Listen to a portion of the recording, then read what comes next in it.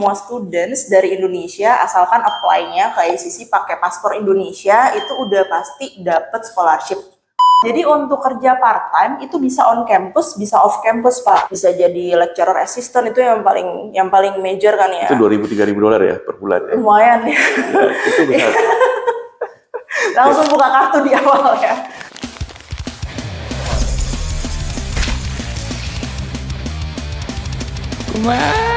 Kuliah lagi di Malang Tempat. Hello, welcome to Kumat. Saya Ferry Kurniawan Mulyanto. Saya mewakili ICC Global dan saya ditemani oleh Mbak Catherine dari University of Canada West. Jadi University of Canada West ini ada di tengah kota. Dan sekarang mungkin little bit langsung ke Mbak Catherine. Saya akan menanyakan beberapa hal karena saya sangat penasaran dan juga memang never know about Canada West at all. Jadi ini yang mungkin yang sangat terbaik bagi Anda dan semua ibu dan bapak dan adik-adik sekalian untuk mengetahui apa wujud dan apa yang ditawarkan oleh University Canada West secara menyeluruh dan secara detail. Jadi kan biasanya kan kita cuma hanya mendapatkan info kalau ini University Canada West letaknya di mana, di tengah kota atau apa, tapi ini lebih dalam lagi. Oke. Selamat siang Bu Catherine. Siang. Ya, ini apa yang mungkin untuk introduction mengenai University Canada West, apa yang bisa ditawarkan, terus daya tarik kota Vancouver itu apa terhadap para murid yang akan ke sana? Oke, thank you Pak Ferry. Sebelumnya, as mentioned earlier, actually it's true, University Canada West, kita kalau di Indo sebutnya UCW aja Pak, biar gampang ya. UCW itu di Vancouver, dan bener-bener in the heart of Vancouver. Jadi teman-teman students itu pas lagi study di sana, gampang banget kalau mau cari apapun. We are close to apartments, terus juga pusat perbelanjaan, apapun pokoknya lengkap di sana. Nah, Vancouver sendiri, first thing first, itu weather-nya very, very lovely. Mungkin Pak Fer pernah dengar sebelumnya ya, Kanada kan biasanya terkenal dingin banget tuh ya. Iya, di atas. Betul, terus sekarang kebetulan lagi winter nih Pak. Nah, tapi untuk Vancouver, weather-nya itu paling adaptable dibandingin sama kota-kota lain di Kanada, mostly ya. Jadi kalau winter pun kita nggak sampai minus. Kebanyakan orang Indonesia itu masih lebih mudah untuk adaptasi, itu yang pertama. Kalau summer pun kita breezy, jadi nggak terlalu panas, terus winter juga nggak terlalu dingin, gitu. Terus on top of that, kita juga bisa study sambil kerja. Nah, karena Vancouver itu di tengah kota nih, kampusnya juga di tengah kota. Jadi kalau misalkan ada students yang mau cari kerja part time, terus eventually nanti mau mereka cari di Vancouver full time job, itu banyak banget. Jadi high-tech job opportunities di Vancouver sangat-sangat luas. Oke, sebelum membahas kampus, itu tadi gambarannya ya mengenai kotanya ya. Vancouvernya, ya. Kalau lingkungannya bagaimana? Orang-orangnya friendly atau apa yang para murid dapatkan gitu? Komen apa gitu? Ya, at least kenapa mereka betah sampai di sana atau gimana? Oke, Kanada sendiri actually negara yang sangat-sangat diverse. Kita sangat multicultural nih Pak. Untuk kampus, nggak cuma UCW doang sebetulnya. Jadi hampir semua kampus itu memang puluhan ribu students itu datang dari lebih dari 100 negara seluruh dunia. Jadi untuk racism rate-nya mereka rendah banget. Mereka kayak saling berteman aja. Dari manapun ada, dari South Asia, dari Southeast Asia, terus juga dari Amerika pun, kayak Amerika Latin itu banyak yang sekarang datang kuliah ke Kanada. Jadi lingkungannya oke banget buat teman-teman students yang emang consider untuk move in atau study di Kanada, itu mereka sangat-sangat friendly kok negaranya. Kalau tidak salah itu kan sekarang ini kan saya suka melihat berita atau at least dari Instagram, dari apa. Apakah negara tersebut itu best for migration sekarang ini? Bisa dibilang iya.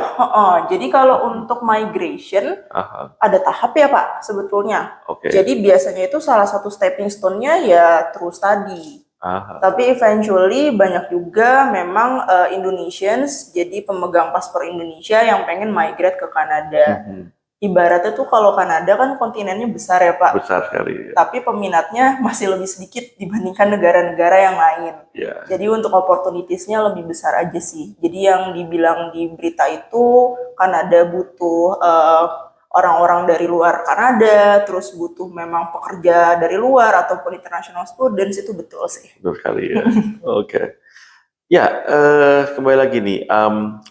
Misalkan pada saat sebagai pelajar ya, apakah ada seperti klub, organisasi atau proyek-proyek kolaboratif yang menarik perhatian mahasiswa? Contohnya seperti misalnya mahasiswa itu kan ada mungkin kayak internship atau ya kayak magang atau apa gitu yang berhubungan dengan perusahaan-perusahaan di sekitar situ. Mungkin bisa disebutkan perusahaan apa saja yang para murid ini bisa bekerja atau misalnya bisa bekerja, feel the job, feel the life there atau apa gitu kira-kira, apa nama perusahaannya? Oke, banyak sebetulnya. Jadi Vancouver balik lagi salah satu kota yang paling banyak high-tech opportunities-nya nih Pak. High-tech itu seperti company-company besar, Amazon, terus juga untuk Apple, itu mereka head office-nya ngumpul semua di Vancouver.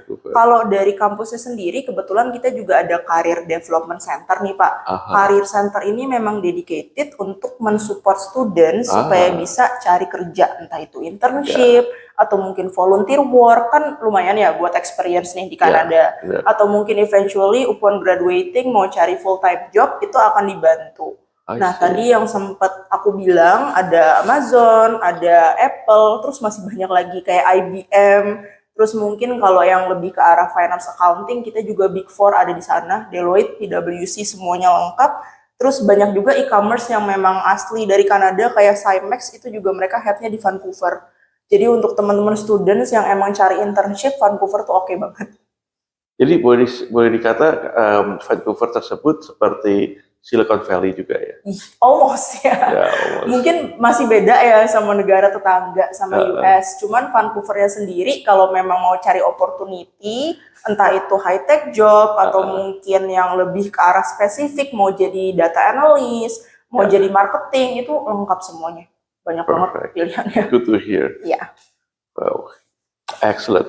Oke, ini mungkin para murid sebelum mendaftar ke Canada West itu kan akan ingin tahu, penasaran beasiswa apa yang akan didapatkan untuk mengurangi biaya dan segalanya, kan, seperti cost of living, karena sekarang ini kan mungkin dolar Kanada naik tapi nggak sebesar Amerika kan, dolar US kan. Nah itu sebetulnya kira-kira berapa yang bisa diberikan? Mungkin kalau muridnya ini terbaik, mungkin bisa outstanding among all the international student atau apa, berapa yang bisa diberikan itu? Mungkin para murid bertanya selalu kayak beasiswa, dan tadi kan migration. Cuma sekarang kita larinya ke beasiswa dulu nih, karena ya setidaknya itu kan yang akan menarik perhatian para murid di seluruh dunia. Betul. Paling banyak pasti pertanyaan kayak sisi scholarship ya Pak ya. Oke, jadi kalau untuk scholarship saat ini yang paling tinggi di kampus UCW sendiri itu totalnya 13.600. Nah itu tergantung yang pertama dari program apa yang diambil. Terus yang kedua, betul yang tadi Pak Fer bilang, sebetulnya kita ada option untuk scholarship for academic excellence salah satunya. Terus juga ada scholarship yang menarik banget, itu based on nationality Pak. Jadi dengan kata lain, semua students dari Indonesia asalkan apply-nya ke ICC pakai paspor Indonesia, itu udah pasti dapat scholarship. Automatically guaranteed, jadi sudah pasti offer letter beserta scholarship-nya. Nah yang tadi itu salah satunya nominal paling tinggi 13.000, terus ada juga level scholarship yang 7.000, which is lumayan kan. Jadi betul yang Pak Ferry bilang, bisa membantu untuk living cost atau tuition fee-nya. Dolar Kanada naik tapi nggak signifikan lah Pak. Seperti Amerika, seperti Amerika. Enggak, masih jauh. Kita tuh miripnya sama Singapura. Jadi sekarang tuh 11.000 sekian lah dolarnya, masih oke. Jadi saya ralat sedikit, saya untuk konklusi ya, bahwa 13.000 itu plus 7.000 atau 13.000 sendiri? Saya lupa. Separately. Oh, separately, oke. Ntar tergantung Ingat sekali. programnya apa. Karena Ya. kan kita ada dari UG, ada dari undergraduate sampai dengan postgraduate. Jadi Ya. beda-beda tuh scholarship-nya. Benar sekali. Nanti bisa langsung ditanya ke ACC, teman-teman konselor, atau mau langsung dengan saya ada session lagi juga boleh. Best person to us. Ya. Jadi, oke. Setahu saya kan waktu saya sempat kuliah di Kanada dan di US itu kan dia kan ada beasiswa tuh dari departemen kan. Ya. Apakah pada saat itu ada beasiswa dari departemen juga pada saat nanti setelah 1 semester berikutnya gitu dapat atau gimana? Kalau dari kampus UCW itu langsung Pak, jadi langsung di awal tuh dikasih info berapa total scholarship. Terus biasanya kalau scholarship itu nanti dipotongnya secara partial, dalam artian itu prorate setiap semester studennya sambil ongoing gitu. Oke. Tapi dari awal udah dikasih info sih. Kalau untuk ada tambahan scholarship atau enggak, Dari departemen gitu ya? dari departemen, so far sih belum ada. Karena Belum ada, kita ya. tuh langsung kasihnya langsung di blok di awal gitu Pak. Jadi Oke. sebelum studennya berangkat ke Kanada pun, itu sudah dikasih info total scholarshipnya berapa. Cuman setiap tahun sih FYI suka ganti regulationnya. Iya, itu. Jadi kalau untuk 2023-2024 itu masih sama. Jadi kita langsung di awal ada info scholarshipnya. Sampai dengan muridnya lulus, sampai dengan student lulus itu udah tahu nih potongannya berapa. Tapi kalau 2025 mungkin di sini ada teman-teman students yang baru siap-siap kelas 10 atau kelas 11. Nah itu nanti bisa kita bahas lagi. Tapi so far kampusnya oke banget kok. Jadi untuk potongan scholarship-nya sangat-sangat membantu gitu. Oke, ya sedikit mengenai seperti ya kayak beasiswa itu kan tadi Anda jelaskan kan jadi misalnya 13.000 itu dalam waktu untuk setahun aja. Enggak, sampai lulus Oh, sampai totalnya. lulus 13.000 ya. Kita setahunnya enggak gede banget Pak. Iya, Jadi satu saya tahun tahu. itu bahkan ada yang enggak sampai 20.000 untuk programnya. Ya. Kalau setiap tahun dipotong segitu nanti habis scholarship-nya. Nanti tuition-nya habis. Jadi itu sampai lulus. Jadi sampai teman-teman lulus itu paling besar sekarang scholarship itu potongannya 13.000. Tapi kalau kita hitung per tahun itu kampusnya tuition nggak sampai 20.000 kok. Ada yang sampai ada yang enggak. Tapi aku ambil tengahnya mediannya kurang lebih 20.000 per tahun aja. Jadi kalau dipotong tadi scholarship-nya per tahun itu mungkin per tahun ada sekitar 3.500 potongannya. Oke. Dikali 11.000 lumayan banget. Ada ini nggak seperti pekerjaan on campus sebagai RA atau TA waktu pelajar masuk ke master atau ngambil MBA, ada itu? Ada banget lengkap. Nah itu dapat digaji kan? Digaji. Nah, itu. Oke banget. Itu peluang paling bagus. Jadi untuk kerja part time itu bisa on campus, bisa off campus Pak. Tergantung nih studennya. Ada yang emang pilih mungkin experience-nya beda ya. Kalau emang suka kerja di luar itu bisa langsung cari part time di company. Like for example ada students kita tuh yang kerjanya di law firm sebagai part time. Ada juga yang jadi part time teacher tapi somewhere else. Nah tapi yang tadi Pak Ferry tanya on campus itu banyak. Jadi dia selalu update untuk job vacancy-nya. Bisa jadi lecturer assistant itu yang paling major kan ya. Itu $2.000-3.000 ya per bulan ya. Lumayan ya. Itu besar. Langsung buka kartu di awal ya. Lumayan banget, tapi banyak. Bahkan sampai kayak tutor itu kan bahkan less than part time ya. Jadi tutor itu memang membantu students, especially new students nih yang butuh bantuan untuk kayak beberapa subjek tertentu, itu kita bisa jadi tutor Pak. Jadi itu juga sama digaji, atau mungkin kayak kerja di library-nya, atau mungkin jadi computer lab assistant itu juga selalu buka kok. Jadi oke banget.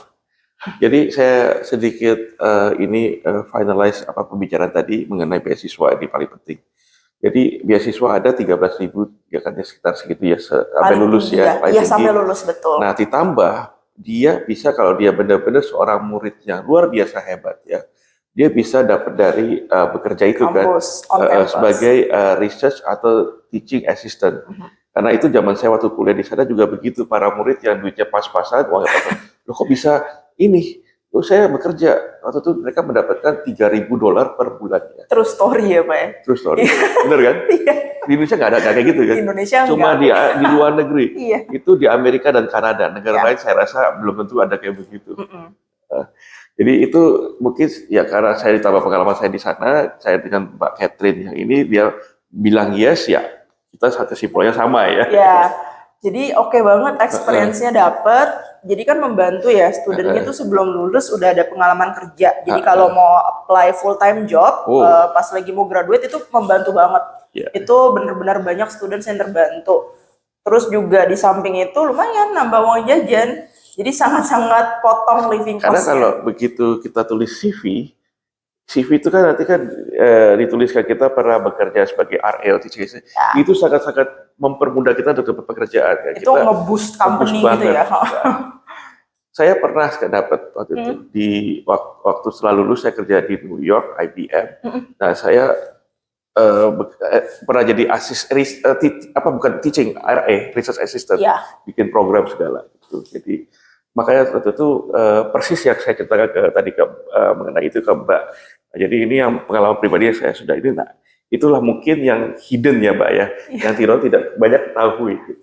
Tapi sebetulnya ada research assistant di kampus, pokoknya lengkap semuanya mau kerja jadi apapun. Atau kalau nggak mau mumet, tadi kan Pak Ferry kalau studentnya bener-bener akademik banget nih Pak, kayak luar biasa banget, dia pengen jadi lecture assistant atau research assistant. Tapi kalau misalkan yang emang nggak interested itu masih bisa kerja jadi asisten di library atau mungkin kita kan ada kafetaria juga. Benar sekali. Iya, kafe-kafe di kampus itu oke banget, student bisa apply kerja di sana juga.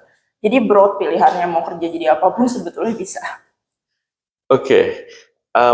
Ini kan tadi mengenai beasiswa, kita ke topik berikutnya adalah program studi unggulan dan koneksi industri. Nah, jadi itu program studi apa yang setahu saya kan kalau dulu kan saya kirim ke UCW atau teman-teman saya itu banyak kan ngambil MBA ya kan, itu unggulannya tuh ya. Terus koneksi industri tadi sudah kali terangkan ya mengenai apa ke ya big companies, Pricewaterhouse atau whatever, like Silicon Valley atau apa gitu. Nah, mungkin program apa yang ini kita ya ingin ketahui ya atau apa?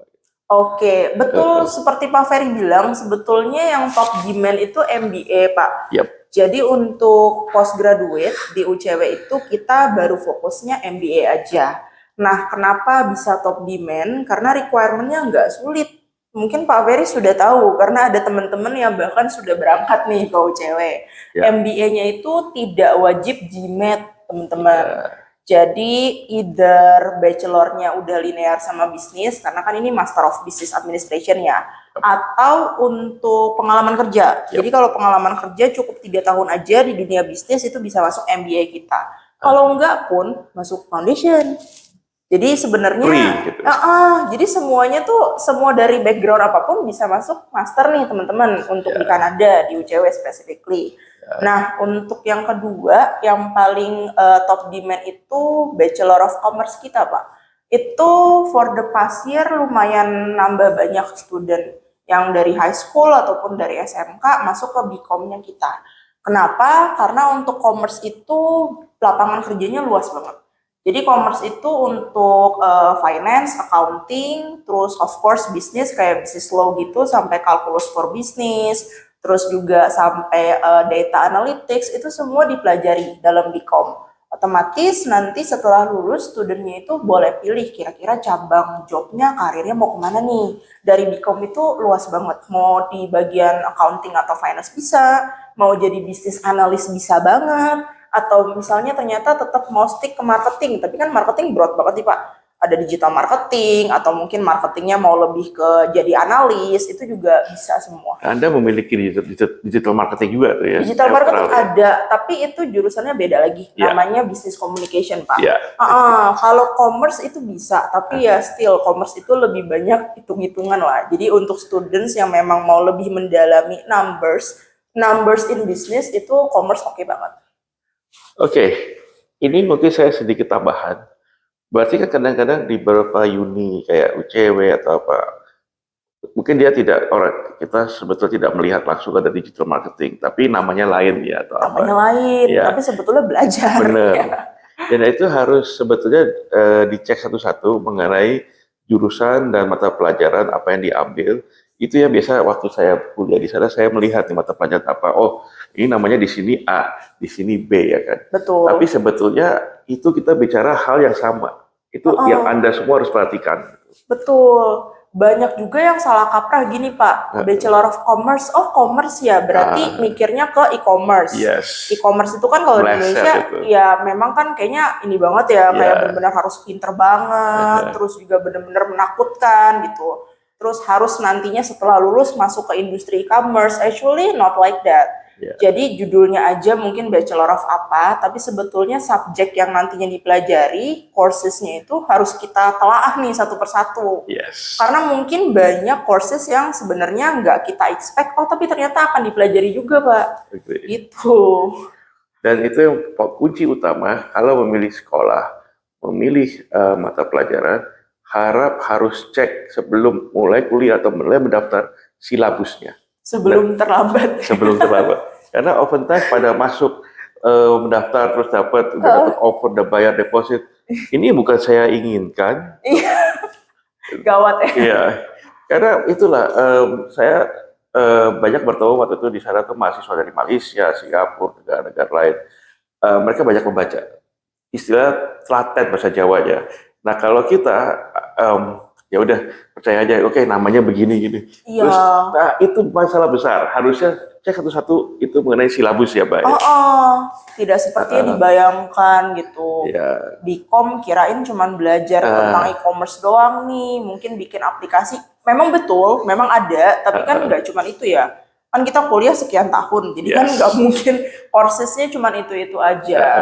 Betul. Jadi dengan mungkin Anda melihat sekarang acara kami, Anda mungkin semua mendapatkan mata pelajaran sesuatu yang baru, yang mungkin dari orang-orang lain tidak membahas mengenai ini. Kita membahas itu sesuatu yang tidak pernah orang-orang lain atau yang mungkin membahas mengenai sesuatu yang apa sih kesalahannya apa. Yang bisa orang tuh membicarakan loh umum gitu loh. Oke, mata pelajaran ini, kuliah ini. That's it. Oh, ini sekolah bagus juga. Bagus siapa? Tapi ini, tapi yang paling utama bagus buat diri kita. Itu yang paling utama, bener nggak? Betul. Nah, jadi kalau pada saat saya kuliah juga dulu, saya benar-benar saya harus lulus, dan bagaimana lulus saya mesti mengerti mata pelajaran satu-satu. Sanggup tidak itu? Apabila mata pelajaran kita tidak sanggup kayak terutama orang takut sama matematika ya, kalkulus itu. Nah itu yang orang-orang jadi bahan pertimbangan. Kenapa akhirnya mesti pindah, drop out segala itu. Kita usahakan jangan sampai begitu kan. Makan bisa, tapi makan waktu Pak. Benar. Mendingan dari awal kalau emang ternyata nggak cocok, ada jurusan lain nih. Yes. Kayak misalkan kalau kampus ini di UCW, yang tadi aku bilang nih Pak, banyak numbers kan, untuk commerce itu bisa pilih jurusan yang satunya. Kita ada business communication. Kalau communication itu lebih general, jadi lebih banyak kayak digital marketing, terus juga untuk general communication, basically advertising itu ada semua. Daripada pas udah masuk, terus ternyata hubungin ACC, kok kayak gini nih aku mau pindah jurusan, bukan nggak bisa sebetulnya dari kampusnya juga pasti akan support, cuman kan buang waktu, menghabiskan waktu luar biasa. Teman-teman ya, iya. Betul. Itulah, jadi menggemari membaca, menguasai bidang jurusannya apa mau diambil atau benar-benar memahami, itu titik utama untuk keberhasilan kita suatu hari. Sisanya mencari scholarship. Iya. Mencari scholarship yang nantinya akan kita bantu juga pasti. Terus sekarang udah lengkap sih. Untuk teknologi kan udah enak ya Pak ya. Jadi sebetulnya untuk YouTube channel, terus juga untuk website itu udah lengkap. Jadi kalau teman-teman mau cari tahu tentang Vancouver, kayak gimana sih hidupnya di sana, terus kira-kira job yang aku inginkan tuh seperti apa, terus specifically kampusnya itu bentuknya kayak gimana, bahkan kita ada virtual tour. Nah, jadi dari website itu teman-teman bisa cari tahu dan itu oke banget. Jadi udah ada virtual, kita bikinnya kemarin pas pandemi karena kan nggak ada yang bisa berangkat ya. Kalau sekarang semua kelasnya udah mostly offline, jadi bisa virtual tour untuk cari tahu dulu kampusnya tuh kayak gimana sih, terus juga untuk sekitar kampus, di dalam kampus ada apa aja, itu udah lengkap gitu. Terus untuk tanya-tanya yang lain, ya bisa ke ICC kan Pak.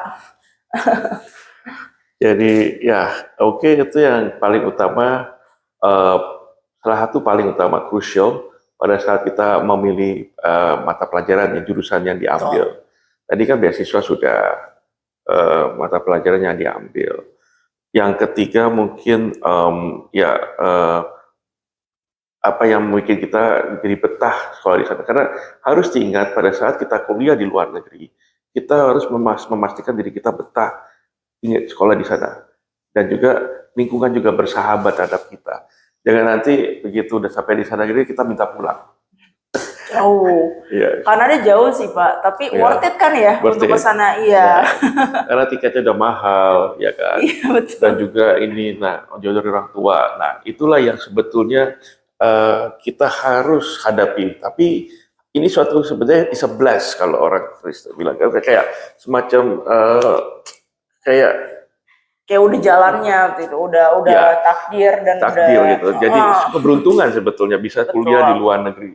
Berapa peluang orang bisa dapat begini ya? ya nggak semua orang. Betul. Apabila Anda mendapatkan peluang itu haruslah ada Grab, ya. Bukan Grab taksi. Biaya hidup di Vancouver. Oke, ini kan biaya hidup kan mungkin yang salah satu bahan pertimbangan kalau mau kuliah di sana. Betul.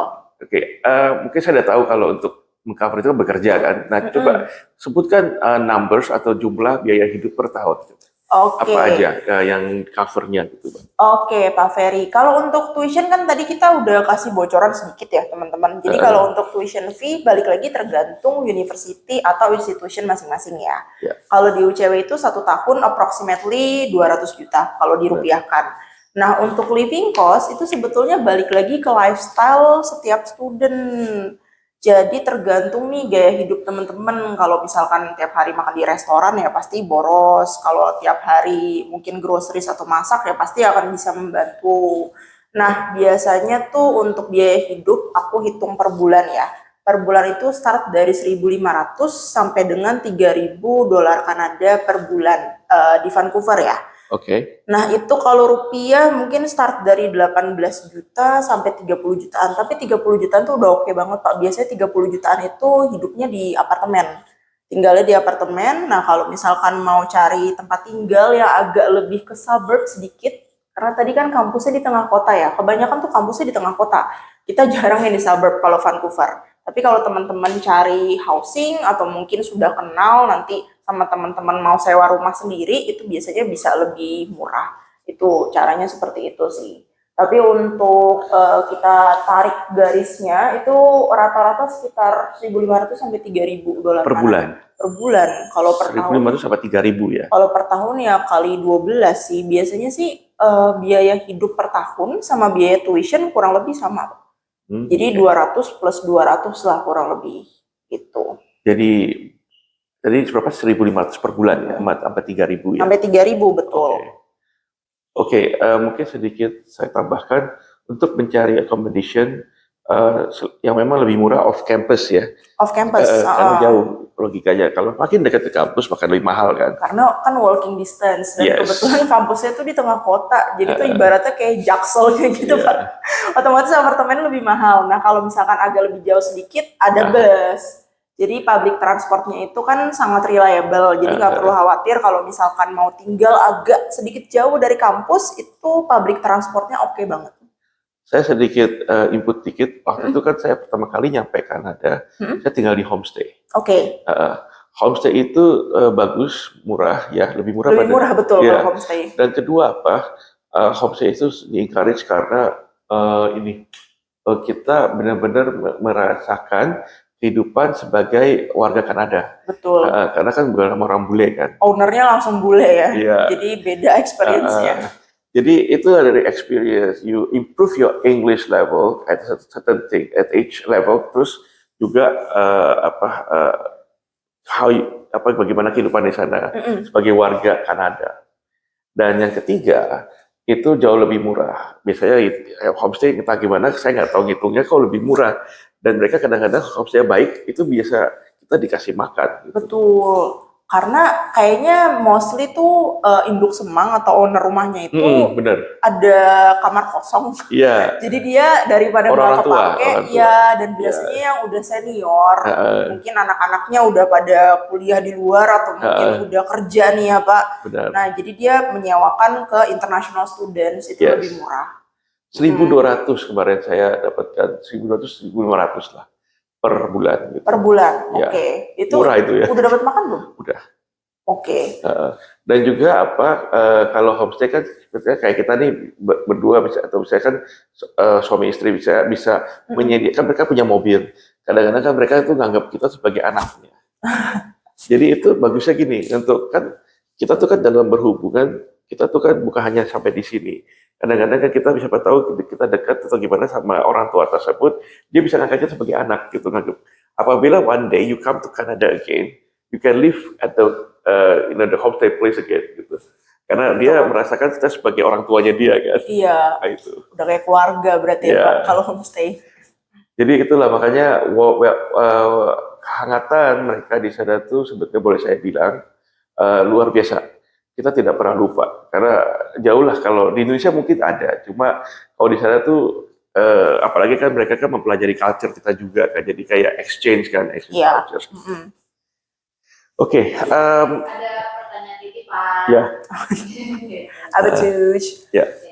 Jadi kan mulai tanggal 1 Januari 2024 kemarin persyaratan finansial hidup di Kanada kan meningkat tuh jadi 2.630 Betul. dolar. Ya. Nah, itu kan berarti jadi mempengaruhi kita yang mau kuliah di sana untuk persiapan budgetnya. Pak, sebenarnya berapa sih budget yang kita perlukan anggaplah untuk S2 MBA gitu sampai benar-benar kita save gitu ketika kuliah di sana? Oke, good question. Actually untuk UCW dari tahun lalu sebelum ada perubahan regulation dari government, aku sebetulnya udah encourage students biasanya itu lebih daripada kurang ini. Nah untuk tuition fee balik lagi, kalau tuition fee kita belum berubah, nggak ada yang signifikan. Jadi kurang lebih 1 tahun tuh program apapun sekitar 200 jutaan. Nah perbedaannya, kalau dulu tuh government Kanada memperbolehkan international students terbang dengan approximately living cost itu 10 ribuan setahun. Nah sekarang naik tuh tiba-tiba memang lumayan tinggi, dia 2 kali lipat, dari 10 ribu tuh kurang lebih jadi 20 ribuan. Tapi dari dulu kalau dari UCW itu selalu menghimbau students itu jangan 10 ribu siapinnya dalam 1 tahun, karena 10 ribu itu memang bisa tinggal, bisa hidup di sana Kanada, tapi ngepas gitu. Jadi aku selalu bilang at least sedia 20 ribu. Nah ketika sekarang ada perubahan, nah tergantung balik lagi dari studentsnya. Tapi kalau dari kita info ke students sih nggak ada perbedaan. Jadi kurang lebih tuh untuk persiapan berangkat itu paling nggak 1 tahun tuh 500 juta apapun programnya. Karena yang dilihat dari Embassy Kanada itu biasanya 1 tahun aja. 1 tahun itu harus mengcover tuition fee plus living cost juga. Nah tergantung kampusnya di mana. Kalau untuk living cost tadi udah dibocorin sama Catherine dan Pak Ferry sekalian ya, gitu. Jadi 500 juta yang safe ya? Kurang lebih itu yang safe. Kalau lebih baik lagi. Kalau kurang, kalau bisa jangan. Pertanyaan selanjutnya mengenai imigrasi nih Kak. Kita udah disinggung tapi sedikit. Boleh dijelasin nggak sih apa aja yang harus kita lakukan sampai kita bisa migrasi ke Kanada? Migrate as international student. Oke. Yang pertama tadi rekening koran. Jadi kalau untuk minimum fee sudah dijelaskan tadi ya, harus tuition fee plus living cost yang mengcover 1 tahun juga. Terus yang kedua standar, jadi kayak study abroad ke negara lainnya, butuh paspor yang pasti, terus juga persiapan mental mungkin ya. Terus dokumen-dokumen lain itu mostly sudah disiapkan dari kampusnya teman-teman. Jadi kayak LOA yang nantinya bisa ditukar ke studi permit. Paling yang dibawa itu aja, paspor dan juga student visa yang memang sudah granted dari embassy, cukup itu aja sih. Terakhir masalah visa, ini kan banyak banget sih Maksir menjelaskan kalau dapat visa Kanada itu susah dan lama. Apakah benar? Dan kalau memang benar, butuh berapa lama sih waktu yang cocok untuk kita mempersiapkan sebelum berangkat ke Kanada? Kalau untuk sekarang ya, nanti Pak Ferry boleh share mungkin. Kalau dari zaman dahulu kurang lebih Kanada kayak gimana? Ya zaman COVID tuh ya. Iya, dari zaman COVID. Honestly dulu COVID lebih susah sih, karena kan kita restricted ya. Jadi untuk yang bisa terbang, yang bisa study abroad itu mungkin agak lebih sulit. Nah kalau untuk sekarang kan bordernya semua negara udah dibuka lagi, jadi lebih mudah. Susah atau enggak itu subjektif sebetulnya teman-teman. Kalau memang untuk semua requirement dari education agency kalian atau dari universitinya itu sudah dipenuhi, harusnya sudah aman. jangan coba-coba aja sih, kayak misalkan minimum harus sekian untuk minimum rekening korannya, tapi aku coba-coba aku mau kasih segini aja. Nah itu kadang-kadang agak sulit di agensinya karena nantinya malah ditolak dari embassy. Terus selain itu apakah sulit atau enggak? Sebetulnya enggak, karena balik lagi kita di Kanada itu kontinennya besar banget teman-teman, Ya. dan mereka sangat-sangat membutuhkan international students dan juga eventually immigrants yang dari Indonesia atau dari negara manapun untuk datang ke Kanada. Jadi kalau misalkan semua dokumennya sudah lengkap, terus juga untuk minimum requirement rekening korannya sudah terpenuhi, itu biasanya sih kurang lebih sekitar 2 minggu ya. 2 minggu itu udah cepat sebetulnya. Ada student kita yang sampai 3 bulan ya, kurang lebih 3 bulan waktu itu. Jadi semuanya udah deg-degan, tapi eventually visanya granted kok. Jadi span waktunya paling cepat itu 2 minggu, ada yang seminggu tapi jarang banget. Jadi kira-kira 2 minggu hari kerja, 14 working days, sampai dengan 3 bulan. Itu dengan semua requirement yang sudah dipenuhi ya. Kalau dulu kayak gimana, Pak Ferry? Oke, Sama, Pak? 2021, Uh-uh. 21 yang saya pertama kali kirim UCW, itu 2 minggu memang. Sama berarti ya? Dan itu namanya Saskia, Mbak Saskia. Nah itu dari ITB, dia dokumennya lengkap, bapaknya dosen. Itu jadi kadang-kadang mungkin saya tambahkan mengenai visa yang menurut saya yang paling utama, sponsor itu tidak harus bekerja. Apabila sponsornya tidak bekerja, itu bahaya, bisa tolak. Yang kedua, jumlahnya juga harus, Mbak Faitir bilang tadi harus ditambahkan atau gimana. Setidaknya 500 lebih lah. Jangan dikurangi. Jangan kurangi, itu yang kedua. Yang ketiga, jangan ada criminal record di negara lain. Kayak misalkan overstay, itu sering overstay atau gimana. Betul. Terus yang keempat, visa Kanada itu, gimana mau ngomongnya? Oke, essay. Essay itu harus ditulis pada saat itu. Essay itu kalau kita bikin visa Kanada. Iya, statement itu, gitu ya Pak? Ya, statement. Itu harus mencantumkan bahwa akan balik ke Indonesia. Apabila tidak kembali atau mencari PR sana, mungkin itu langsung tolak lagi. Yang kelima,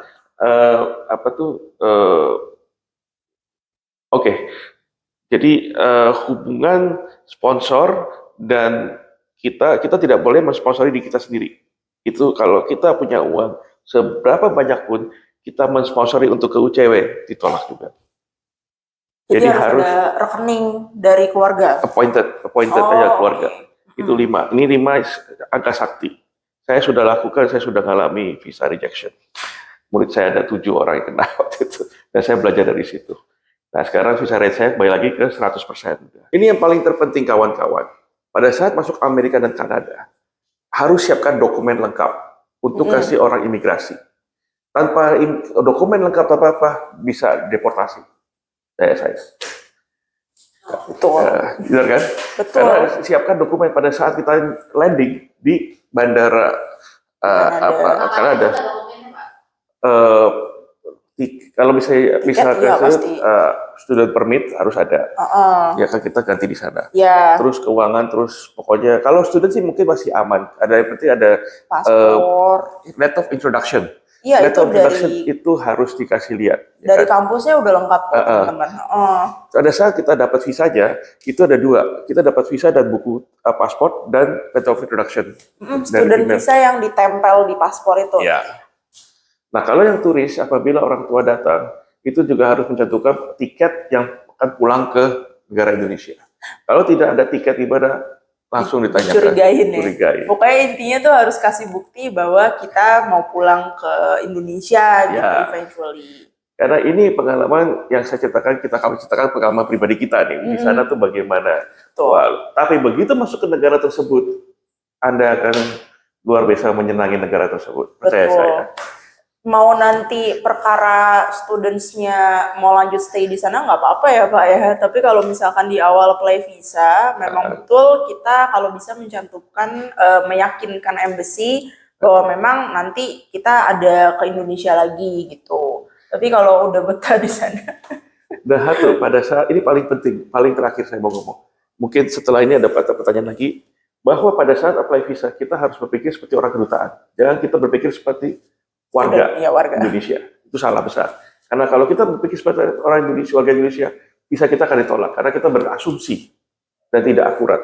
Oke. Apa saran dari Mbak Catherine, mahasiswa yang berjalan ke ini, apa sarannya, apa yang dipersiapkan atau gimana? Mungkin ya more or less yang mereka harus ya setidaknya mereka akan tahu di sana apa itu expect lah. Oke. Kalau untuk persiapan mungkin dari academic requirement dulu kali ya Pak ya. Karena setiap university pasti kan ada requirement nih teman-teman. Yang pertama tergantung mau program apa. Kalau programnya UG atau S1 ya berarti harus ada ijazah sama nilai SMA. Atau SMK, atau kejar paket C. Kita tidak pilih-pilih. Jadi sebetulnya yang penting lulus ekuivalen dengan SMA, itu bisa dicantumin. Terus juga paspor Indonesia, karena salah satu requirement juga syarat untuk dapat scholarship-nya nih Pak. Terus selain itu proof of English, ini berguna banget sebetulnya, nggak cuma ke UCW aja, teman-teman yang mau study abroad itu biasanya akan diminta IELTS. IELTS itu yang paling populer. Tapi selain IELTS tergantung universitinya bisa ada option lain. Jadi seperti TOEFL IBT atau Duolingo itu kita bisa terima juga. Tapi yang paling biasanya terpercaya sih IELTS ya. Nah terus kalau untuk S2 ya berarti sama, cuman ya harus ada ijazah sama nilai transkrip S1, itu bedanya teman-teman. Terus kalau S2 kita ada tambahan requirement sedikit yaitu CV, jadi kalau misalkan ada pengalaman kerja itu bisa dirinciin juga. Terus bikin CV, kalau untuk Kanada sama Indonesia agak beda nih Pak. Yang pertama kan biasanya kalau Kanada itu nggak terlalu peduli soal ini ya appearance ya. Jadi untuk CV sebetulnya nggak perlu pakai foto juga nggak apa-apa. Yang penting untuk pengalaman kerjanya dijelaskan secara rinci, education-nya juga dijelaskan secara rinci. Kayak previous education-nya tuh apa aja gitu. Terus yang harus disiapkan selain itu ya kesiapan mental. Jadi harus siap untuk tinggal di negara lain karena ini kan study abroad walaupun nanti experience-nya pasti akan beda banget dengan kuliah di Indonesia. Tapi pastikan harus siap-siap dulu nih teman-teman, jauh dari orang tua ya Pak ya, jauh dari keluarga. Tapi seperti yang Pak Ferry bilang, biasanya sih yang udah ke Kanada itu pasti langsung jatuh cinta ya Pak ya. Jadi biasanya langsung betah di sana. Jadi don't worry too much. Untuk semua yang perlu disiapkan juga constantly akan di-remind lagi kok sama tim kita. Gitu. Saya tambahkan, ya apabila, baik saya bilang sekali lagi, apabila Anda mendapat peluang untuk sekolah dimanapun, terutama Kanada, make use of it. Really, you won't regret it for the rest of your life. Don't miss your chance ya Pak ya. Don't miss your chance. Karena itu yang saya rasakan sendiri dari sebagai student ya kita atau gimana.